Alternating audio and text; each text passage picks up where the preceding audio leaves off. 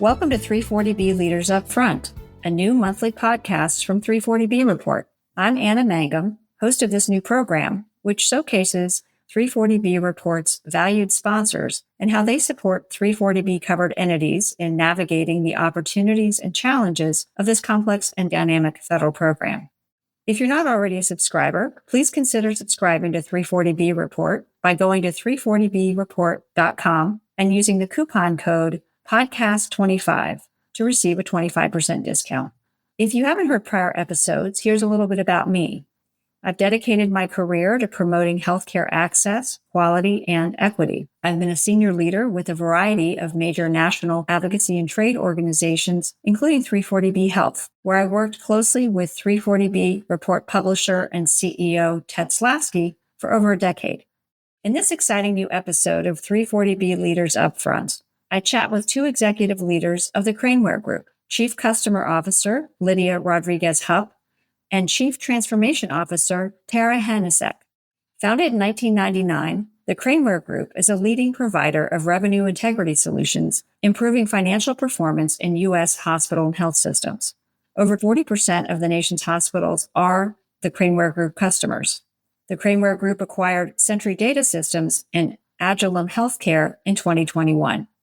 As some of our listeners already know, Sentry has been a longtime industry leader in the 340B space, and they've continued their great work under the Craneware Group umbrella, including providing mission-critical 340B software solutions, as well as funding an important awareness campaign to promote 340B's importance to the public and lawmakers. We're very grateful to the Craneware Group for being a diamond sponsor of 340B Report. We appreciate their investment, which helps us to educate our subscribers and listeners on 340B developments. Today, we'll catch up with Lidia and Tara, learn more about their backgrounds, the solutions that the Craneware Group provides, the current and emerging challenges and opportunities in the 340B space, and what they might mean for 340B stakeholders. Welcome, Lidia and Tara, and thank you for being with us today. To start things off, we'd like our listeners to learn a bit about your respective backgrounds. Lidia, can you share a little bit about where you grew up and your life before you started your career? First of all, thank you very much to you and 340B Report for having Tara and I join the podcast. So a little bit about me. I'm actually a native New Yorker, although you won't hear the accent. Took classes to get rid of it, believe it or not. Grew up in Manhattan, which I refer to as the only borough, although now I live in Boca Raton, which I think most people would say is another borough of New York. I am a twin. Fun little fact, I'm a minute older than my sister, born to older parents at the time. Back then, they had us at the age of 42. Cuban immigrants. So I grew up very strong Cuban American household. I am bilingual, speak Spanish, although sometimes I think my mother is probably rolling in her grave as I've lost a little bit of my Spanish, but I try really hard. Before I got into the world that I'm in now, when we moved we moved to Florida, as all Cuban Americans like to say, you got to get closer to the motherland. So went to high school in Coral Gables, then went to the University of Florida, go Gators, little plug there. And then after that, didn't really know what to do and wanted to go and explore. So went to work for the airlines, and that started a kind of odd path. Interestingly enough, my mother was a teacher and vice president of the Teachers Union. So I had kind of a teaching background as well as a political background. So my twin sister chose the teaching path, and my career took me to Capitol Hill. So I guess I took the other path of the politics side of it. That's terrific. What a fascinating story. Thank you for sharing that. Tara, you received your bachelor's in PharmD as well as a master's in health system pharmacy administration from the Ohio State University. Tell us more about where you grew up and your educational background. Yeah, thanks so much, Anna. I appreciate you having both Lidia and I today. I grew up in Northeast Ohio and moved to Columbus after high school to attend Ohio State. Ended up being down in the Columbus area for about 20 years before returning to the Mahoning Valley, where both my husband and I grew up with our three boys, for them to attend middle school, high school, in close proximity to where many of our family members were still located. Had an incredible time down in Columbus, and while it was bittersweet in many ways, it's been a nice change for us in terms of a smaller community, and been great to get back to where both of us were raised. What got me into healthcare is not what keeps me in the healthcare tech space. When I was kind of early days working in a local community pharmacy, not many of those left anymore, as it's mostly turned into kind of retail pharmacy presence in most of our neighborhoods. But as I worked with a pharmacist who had graduated when it was a 4-year degree program, before turning into a 5-year, and now most programs are either a 6 or a 4+4, so 8 years of school. That mentor had mentioned, what a great profession pharmacy is. Some other life changes and experiences that were unexpected along the way are what keeps me in the healthcare ecosystem, with a commitment to making things better for our patients and folks across the country, based on lots of opportunities to continue to improve the coordination and the healthcare delivery space. So excited to be with you all today. While I'm grateful for my pharmacist roots, I joke at times with family members, please don't call me with questions about your medications, because I'm very rusty in terms of the clinical side of the profession, having been in more of the business and now the technology sector of the industry.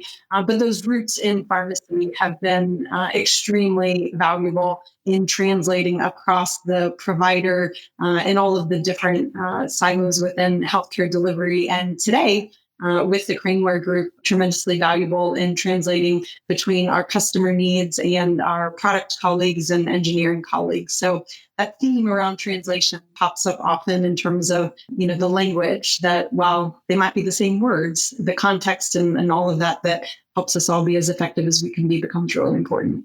Terrific. Well, thank you for that. Lydia, before you joined the team at the Craneware Group, your career included stints with U.S. Airways, as you mentioned, RX Strategies, and as a congressional aide, customer services being a major focus or through line.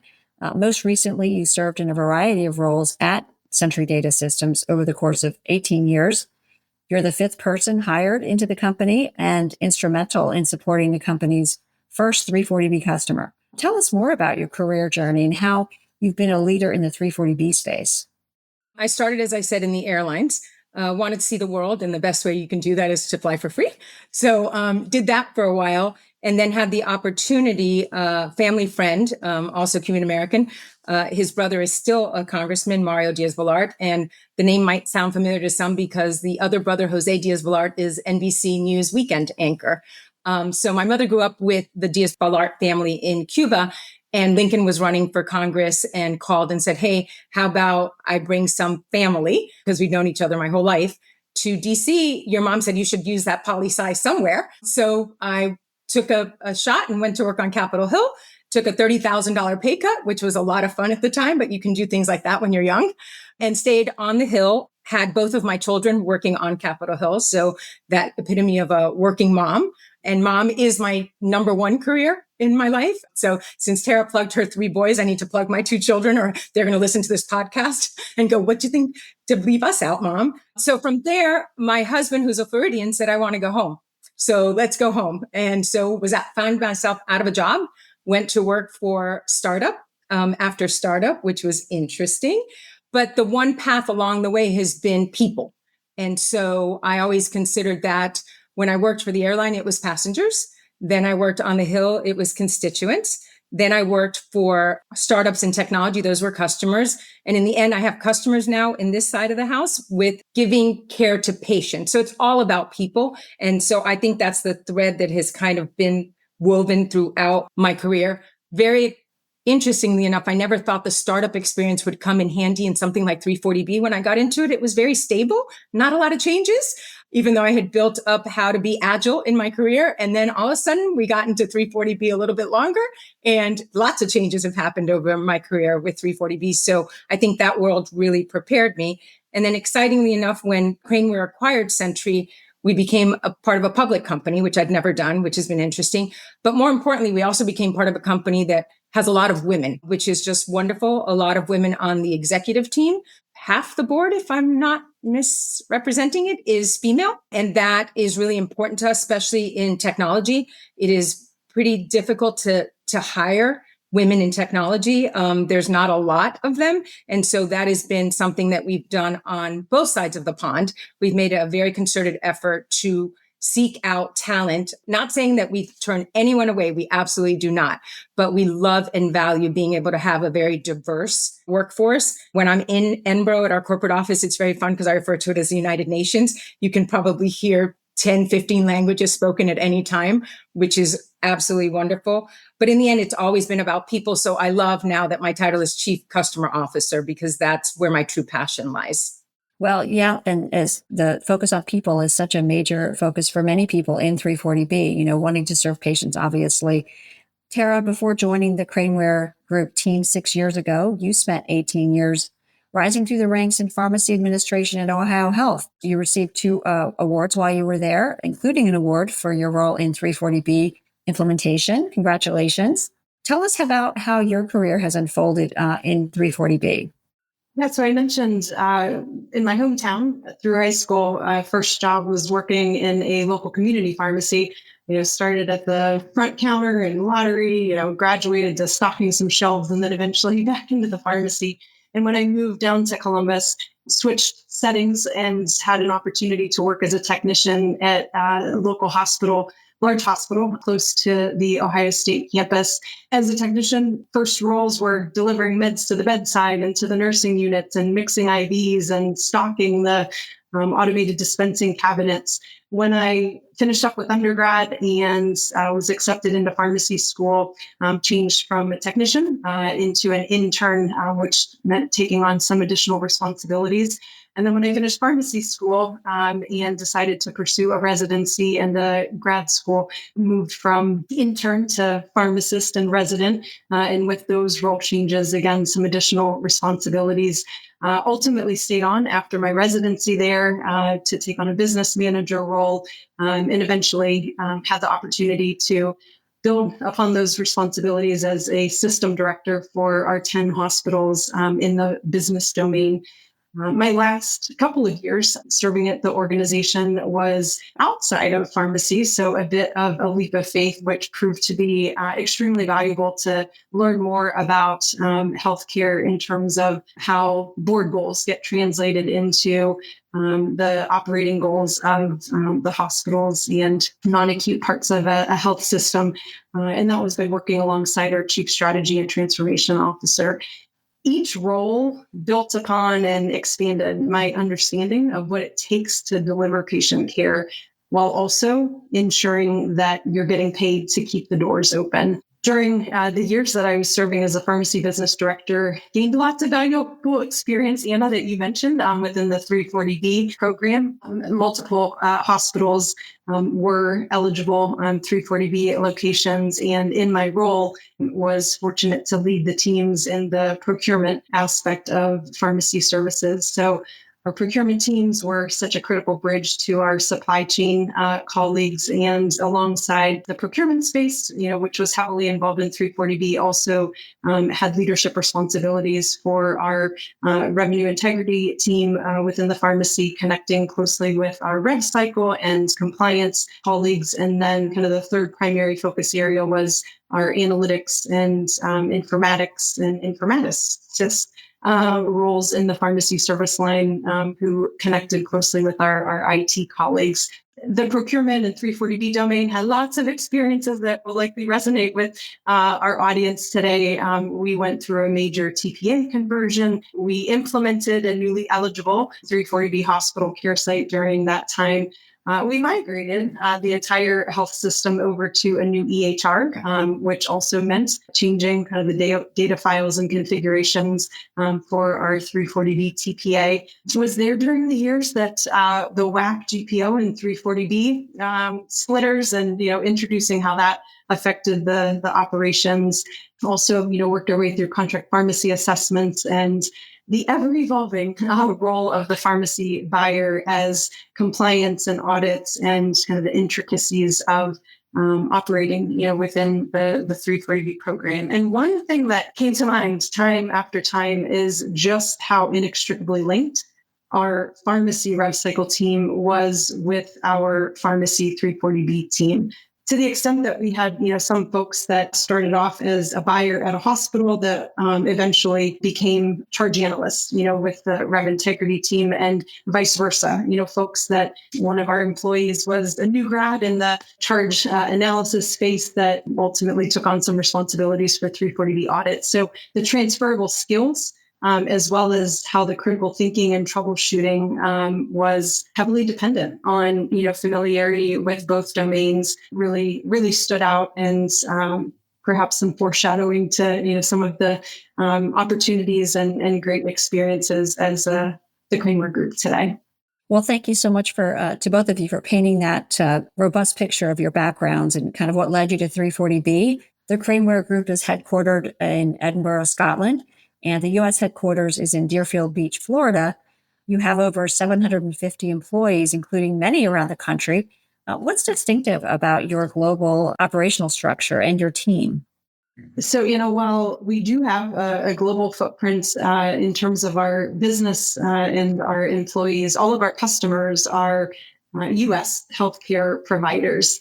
One thing that really became apparent when I joined 6 years ago and noticed right away is how that global employee footprint translated to such a wide net of talent and partnerships, while also kind of benefiting from the subject matter expertise and familiarity within the 340B domain and the U.S. healthcare delivery system. So really striking that balance of the value of having, such a widespread talent pool in the software development and healthcare technology and the business domains, with the inherent and extensive, expertise and familiarity with many of our U.S. colleagues around 340B and the advocacy and the industry considerations for U.S. healthcare and our 340B program is really an excellent blend, and something that I've come to become very appreciative of in connecting with colleagues across lots of different time zones. I found that trade-off to be well worth it. Well, thanks, Tara. The Craneware Group's key offering is Trisys, a SaaS-based cloud platform built on Microsoft Azure that includes 4 optimization suites. Tell us more about Trisys and how this platform delivers value in the 340B hospital marketplace. Our Trisys platform, Anna, is designed to unify financial, clinical, and operational data into one ecosystem.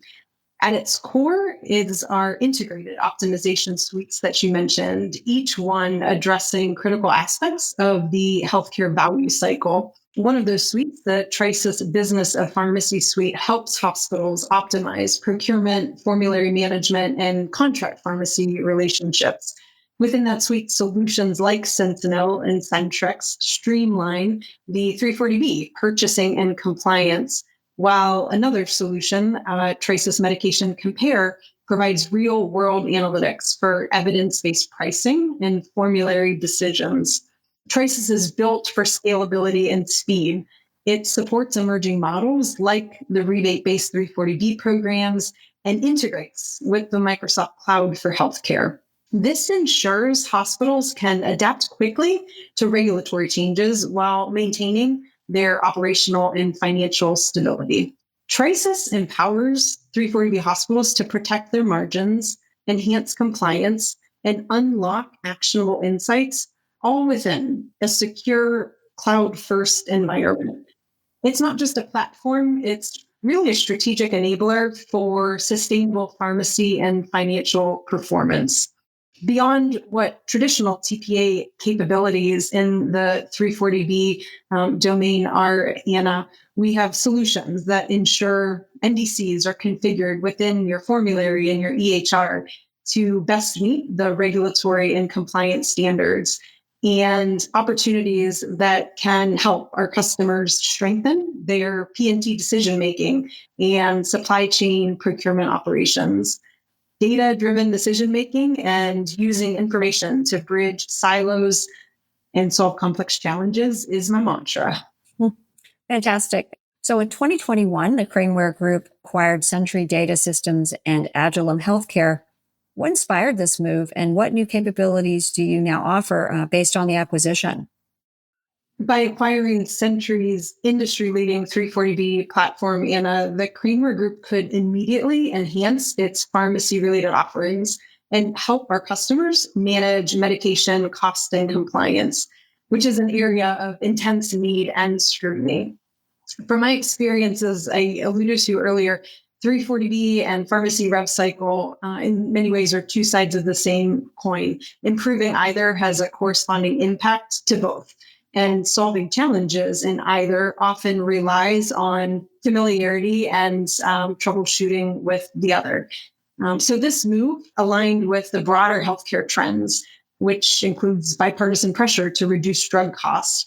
And it aligned squarely with our mission to help providers strengthen their financial stability so they can reinvest in patient care. Customers can now address pharmacy cost and compliance challenges with a unified platform, Trisis, that I had mentioned a bit earlier.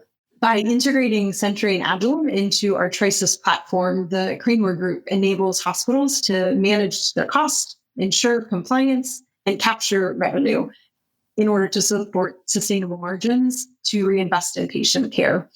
Now, Lidia, I'm really curious to get your perspective as well, having been part of Century prior to, and what was your take on the acquisition?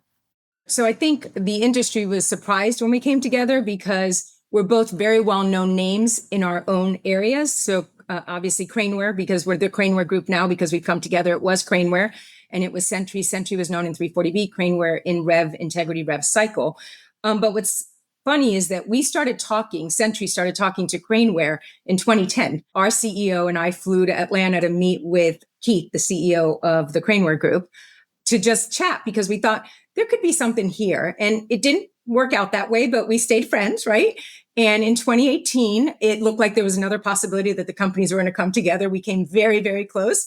Obviously, all of those kind of discussions are very private, so nobody knew about those discussions in the industry. And then 2021 finally got taken to the prom, as I like to say, and came together as a company and joined two amazing companies that are top of their field in what they do into one company and have really grown since then, learning from each other. The opportunities to go into hospitals, into different areas of the hospital for both the legacy Craneware that was Rev and legacy Century that was 340B. And now we're flipping and coming into each other. And it's just been absolutely great to watch what we can bring to the market and to our hospitals to help them through very challenging times, as we all know. Yeah, this is a very challenging time indeed. And we're going to talk a little bit about that in a moment. But before we do, and you've talked a little bit, you've talked a lot about your platform and the value that you offer, which is fantastic. Could you share a couple of notable client success stories just to kind of give a little flavor to it? I'm not going to name any customer names because most of the time we're not allowed to. But one of the things that I've been really impressed with is how the stakeholders and the community of 340B has come together to advocate on behalf of their hospital systems, the care that they give. There's a lot of scrutiny, and some people sometimes don't want to put themselves in front of that scrutiny and they stay quiet. But over the last few years, we've seen incredible efforts made by our customers, particularly in state situations. New York is a perfect example with some of the stuff that was going on with Medicaid there a few years ago. And we saw our clients all come together and be able to prove out why what they were asking for was needed in their communities. And we hear that a lot now from different people, that what happens if something happens to 340B? Who steps in? As we all know, 340B is not taxpayer funded.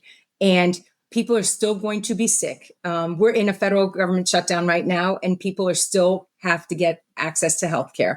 And that is what the 340B community does in the neediest of areas. We've also had some great input and collaboration with our customers as we've developed new tools for them, where we bring them in and they get to hear other sides, right? So if I do this, this is what that means to the Rev Cycle world. If Rev Cycle doesn't do this, this is what that means to 340B. So those opportunities, I think, are some of the great things that we've seen. We just had a group of customers in town to talk about rebates, because that is the forefront of what everybody's talking about in 340B. And those are the opportunities that we look for so that we can just learn and get better for our customers so that they can continue with the mission that they have, which is to take care of their communities. Yeah, and that is obviously the purpose of the program in statute. You mentioned the rebates. I think you're talking here about the rebate model pilot, which we will talk about more in a moment. What are some of the areas that the Craneware Group is involved in outside of the 340B space? One of the things that ties back to the optimization suites that I had talked a bit about earlier, and anticipating that most of our listeners today are within the pharmacy realm, our closest proximity to 340B would be within that Trices Business of Pharmacy suite, which ensures that all 4,000 plus line items of NDCs that you likely have configured in your electronic health record are charged, priced, billed, and reimbursed as you would expect. If you widen the lens further beyond medications, our Trices platform also offers solutions that ensures the reimbursement pricing, audit, denials, cost of care related to supplies, implants, and services that your providers are delivering to your patients. Curious, Lidia, if you've got some perspective around parallels in terms of advocacy that you mentioned and industry regulatory changes within the 340B domain. And I know many of our customers with pricing transparency and industry regs in that aspect as well. Any parallels come to mind? Yeah, with pricing transparency, I think anybody in the 340B community knows that transparency is a buzzword, and there's all versions of it. We've had some states now that are requiring reporting. If you're doing 340B, that's a perfect example of something that we had to develop for our customers to help them report in those states. So there are a lot of parallels that sometimes people don't think about that do exist. So I think that comes to the top of my mind right now, is that transparency in states. Well, there's definitely some overlapping areas here. Let's talk about artificial intelligence for a moment. AI is increasingly driving innovation in many, many areas, but that includes 340B. How is the Craneware Group investing in and deploying AI in its operations and solutions? So, at the Craneware Group, we believe AI isn't about replacing expertise, it's about reinforcing it. We've devoted a senior leader's time and attention to accelerating our employees' AI adoption journey to amplify the tech capabilities, expertise, data privacy, security, all of those underpinnings of what it means to be a software company, and also amplifying our partnership with Microsoft.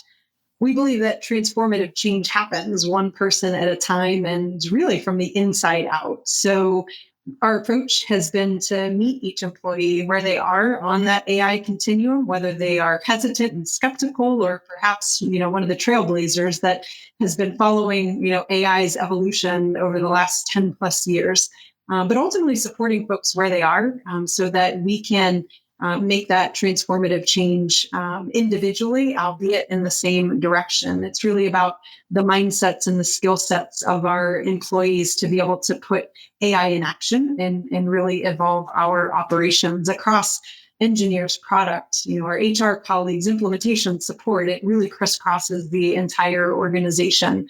One of the most prominent themes that has emerged in our AI work today in terms of value is really decreasing the activation energy to just get started. Turning a blank page into something that, is functional and delivering value.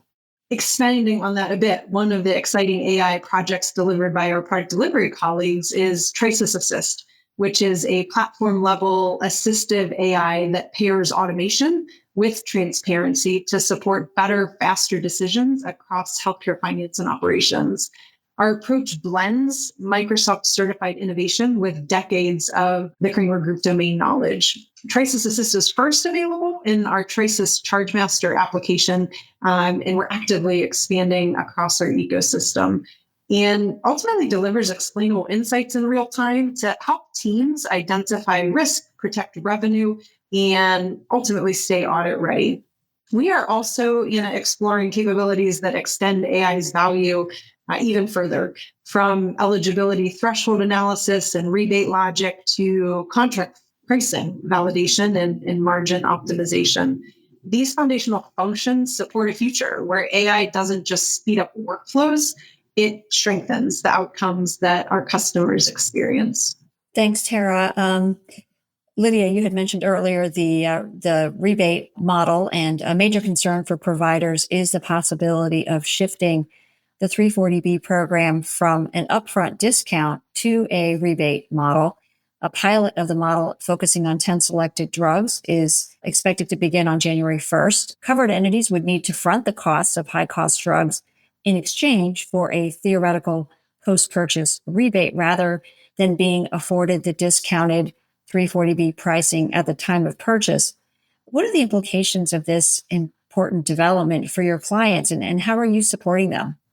Well, obviously, it is a complete shift in 340B, as we saw announced by HRSA last week, which I'll be honest to say that we were all surprised that that announcement came out. We were expecting that to be delayed with the federal government shutdown. But all that being said, I like to say that we, kicking and screaming, have been preparing for this. It's not that we agree with it, but we have to prepare for our customers. So we've been in the process of developing a rebate tool for our customers, which we showcased to a number of them last week. We've also done that, but not knowing what was coming, right? So we got as far as we could, and then we waited for what came out, which will finalize our development. But it does put every single safety net hospital at risk in this country that participates in 340B. We know that our comments to the government when it was proposed were very lengthy. And because we are a data-driven company, we had a lot of data to back us up on what that meant dollar-wise to our hospitals. So obviously, we're very concerned. The other concern is that while HRSA said that there should be no additional cost given to a covered entity, everybody assumed that meant just for the platform that the manufacturers are paying for. But that's not the reality of what the costs are to a hospital. It's resources. It's trying to figure out a new way to do business. And in essence, they are running 340B programs starting January 1. You're running your restricted one, which is reporting into ESP. You're running your regular 340B for non-IRA drugs, and then you're running a beacon program. So think about that. That's a lot of work that is being piled on top of hospitals that have very, very scarce resources. As you said at the beginning, that's what the statute was all about, right? To help stretch scarce federal resources. Our job is to help the customers and our hospital customers in particular with the rebate do that with the least amount of additional resources that they would need to put on their books. And we think we've gotten there, right? We were very excited to see the reaction from our customers, but you don't know anything until this pilot takes off. I was around when there was a pilot that was done for demonstration projects, which was to try to figure out whether or not you could have more than one pharmacy. So we'll see where this leads. We knew where that led, and that led to much more, which is the belief that we're starting with these 10. But the reality is that the concern of the reality is that that just keeps going and going and going. Well, thank you for sharing those valuable insights on the rebate model pilot. Contract pharmacy programs separately, they remain under pressure with approximately 40 drug manufacturers imposing restrictions. Although a number of states have recently passed protections in this area, many covered entities are located in states without this relief, and restrictions remain even for some covered entities that have protections. So are you providing offerings to help clients with these challenges? We are. One of the first things that we did was create a manufacturer restriction tool where our customers could go in the ever-changing landscape of 340B and all the lawsuits and who wins and who loses, and change those drugs so that they are not adversely affected. We have the largest network of contract pharmacies in this space, includes two major chains that are part of our contract pharmacy network. And one of the other things that we were able to do is when all of this started, we made the decision that we would, for lack of a better word, sequester claims that met all of the eligibility criteria except for a manufacturer restriction. We did that in the hopes that our customers would win the fight and they would be able to, at that point, prove exactly what their losses were to be made whole. That still remains our hope. We still do that to this day in every state that has restrictions. Our customers know exactly what would have gone through if those restrictions weren't in place. And the hope is that in the end, we will win the fight and we'll go back to normal 340B. We believe as a company that, yes, there should be transparency, but transparency has to be on both sides.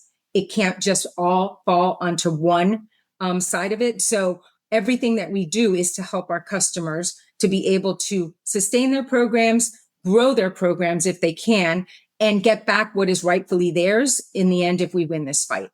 Well, thank you, Lidia. There's obviously some very strong perspectives and opinions on the multiple sides of the issues. Your clients are obviously navigating some stiff headwinds, as you've talked about. Your firm sponsors and underwrites an informational campaign actually called 340B Matters. Can you tell us more about this long-time initiative? What are its goals, accomplishments, and what are some of your current priorities? So we started 340B Matters over 10 years ago. We felt that there was a hole left out there for a very tough voice. And so we made the decision to financially support a social media campaign where we were willing to say some of the things that maybe some other people weren't. Everybody has constituents, for lack of a better word, in organizations that have varying degrees of opinions, like you just said. So we wanted to be that voice that was really pointing out things in a very creative way. Happy to know that we've grown that tremendously. We also align ourselves with other advocacy groups that are primarily on social media. I think what I would say is the shining light of it is that many times we are asked for our opinion on things from Hill and from agencies because they want to understand, what does this really mean? Perfect example of that is mega guidance. For those of us that go back in 340B, we remember that, which was fun. And as a former Hill staffer, I manage our government relations team as well. We have 2 lobbyists that we've had on retainer for over 20 years in our company, and they live, eat, and breathe 340B, and they are in DC. So one of, I think, the things that we did during mega guidance as a former staffer, I remember thinking, wow, that seems really easy. I don't know what the big uproar is on this thing. Our job was to go in as an operational expert. We do not lobby, advocate, or anything else on behalf of any single customer. We do that on behalf of the 340B program. And so we feel that it's our job to go in and have the Hill primarily understand operationally why things aren't feasible.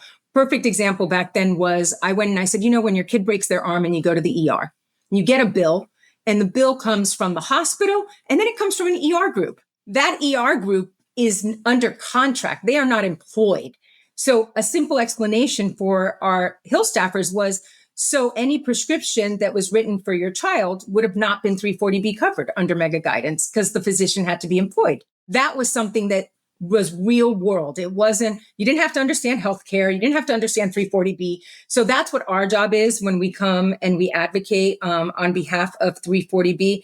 And I would love for everybody to follow along on 340B Matters, because I think we show a different perspective sometimes, and we're happy to do that. And I'm thrilled that when we were acquired, Century was, that the Craneware Group saw the value and continued to put dollars where our mouth is in order to advocate on behalf of our customers. That's fantastic. Very inspiring. Thank you, Lidia. Speaking of inspirational, I know that the Craneware Group annually recognizes clients that have taken a meaningful leadership role in advocating for their institution and the 340B cause. Can you tell us more about some of the awardees and why they were selected for this recognition? I guess this last year was probably the easiest because of the state advocacy efforts. So University of Rochester Medical Center is always strong advocates out of New York. They did some amazing work. Henry Ford Health Systems has been trying to push along state, and I think we might get it this year in Michigan. So those are examples of advocacy, but we also do learner awards, right? And those are people that take the time to really delve into the program and provide incredible insights to us on things that we might have missed, which I love. Some customers I feel like I put you on the spot when I tell you something that maybe you guys missed. You are absolutely not putting us on the spot when you tell us. There's so many people out there that know more than we do, and we can only make this work if we all come together with our expertise. And so we really enjoy hearing from our customers and love giving out those awards at the end of we usually used to do it at the end of the year. Now we do it during the summit. And I think people really look forward to it. So, and I always like just saying thank you. And it's a great way to say thank you. Receiving those awards, I'm sure, is very meaningful to folks and for others to see that happening. Do you have any additional words of wisdom for the 340B community?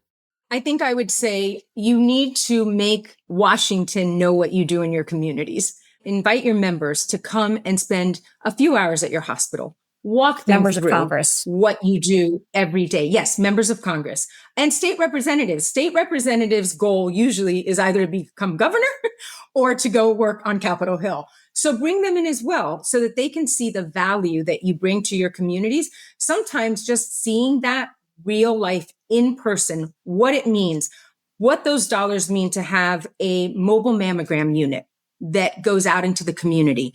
That's what really matters on the Hill. As somebody who ran campaigns, it is really, really important to make your member of Congress and your state representative connect with your institution and your facility to really understand.